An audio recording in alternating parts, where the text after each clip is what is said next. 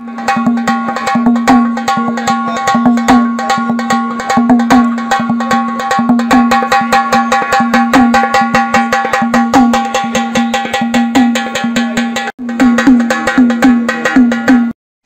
मंडळी, सध्या नवरात्र उत्सव सुरू आहे. त्यानिमित्ताने आज आपण नवरात्री स्पेशल तुळजाभवानी माता आणि कोल्हापूरची लक्ष्मी माता या दोन्ही मातेंचं दर्शन करणार आहोत. तुळजापूर भवानी माता ही महाराष्ट्रातील अत्यंत पूजनीय आणि आराध्य देवी आहे. मातेचं मुख्य स्थान मराठवाड्यातील तुळजापूर येथे आहे. देवीचं मूळ रूप भवानी किंवा अंबा म्हणून ओळखलं जातं. माता पार्वतीने महिषासूर राक्षसाचा संहार करण्यासाठी घेतलेलं हे रूप आहे, म्हणून तिला महिषासूर मर्दिनी असंही म्हणतात. तुळजाभवानी मातेचा शिलारूपातील विग्रह काळ्या पाषाणात कोरलेला आहे. माता आपल्या भक्तांचे सर्व दुःख दूर करते, संकटांपासून रक्षण करते. छत्रपती शिवाजी महाराजांना तलवार मातेनेच दिली. यासोबतच हिंदवी स्वराज्य स्थापना करण्याचा आशीर्वाद सुद्धा दिला.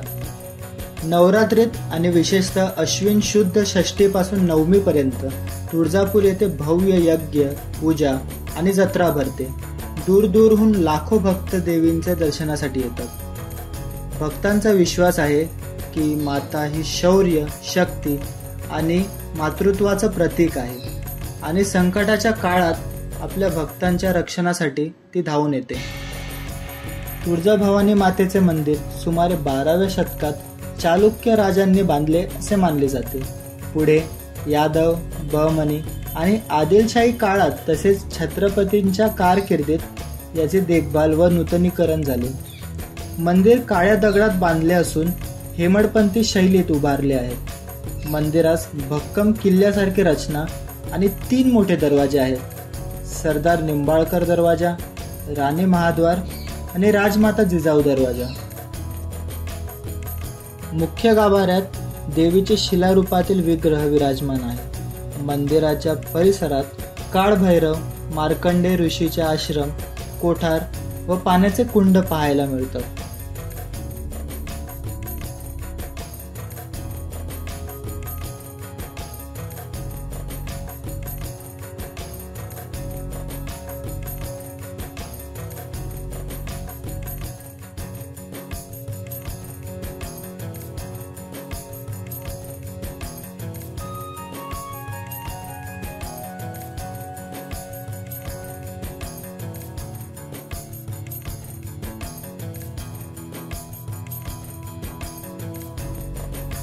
मंडळी, तुळजाभवानी मातेचं दर्शन आपलं झालेलं आहे. चला तर आपण आता महालक्ष्मी मातेचं दर्शन व त्याबद्दल माहिती जाणून घेऊया.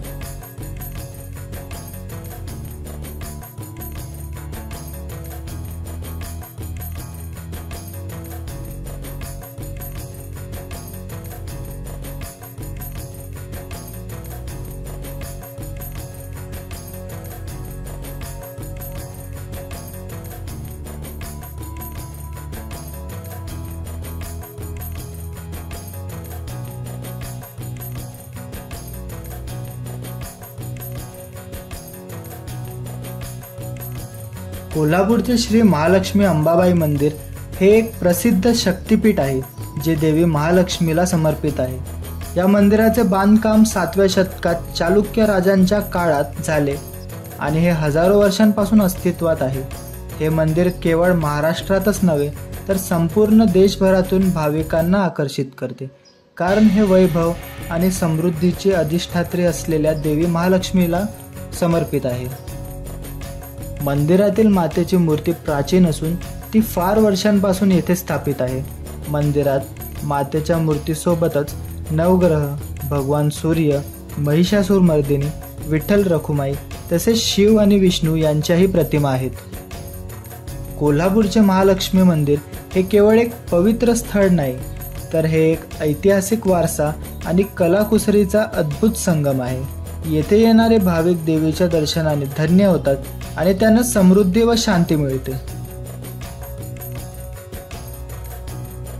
महालक्ष्मी मातेला कोल्हासूर मर्दिनीही म्हटले जाते. कोल्हासुराने घनघोर तपश्चर्या करून देवी महालक्ष्मीला प्रसन्न केले आणि 100 वर्ष हे क्षेत्र सोडून जाण्याची इच्छा व्यक्त केली. देवीने तथास्तु म्हणून क्षेत्र सोडून जायचा निर्णय घेतला आणि ती हिमालयात निघून गेली. इकडे कोल्हासुराने 100 वर्ष सामान्य जनतेला त्रास द्यायला सुरुवात केली.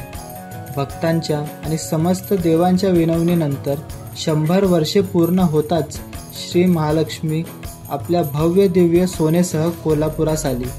त्यावेळी देवी महालक्ष्मीचे सरसेनापती दख्खनचा राजा श्री ज्योतिबा केदारनाथ होते. अश्विन शुद्ध पंचमीला श्री महालक्ष्मी देवीने कोल्हासुराचा वध केला.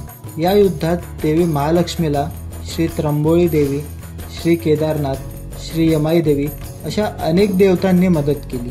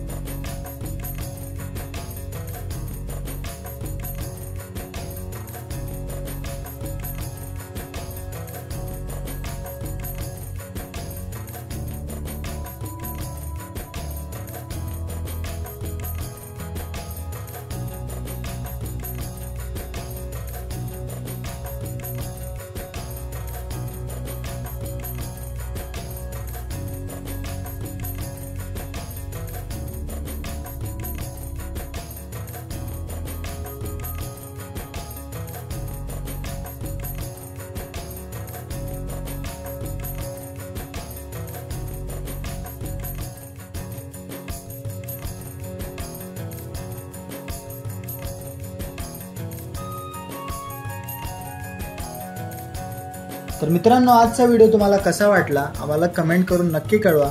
आजचा व्हिडिओ जर तुम्हाला आवडला असेल तर व्हिडिओला लाईक करा, व्हिडिओला शेअर करा. जर तुम्ही चॅनलवरती नवीन असाल तर चॅनलला सबस्क्राईब करा. धन्यवाद मंडळी.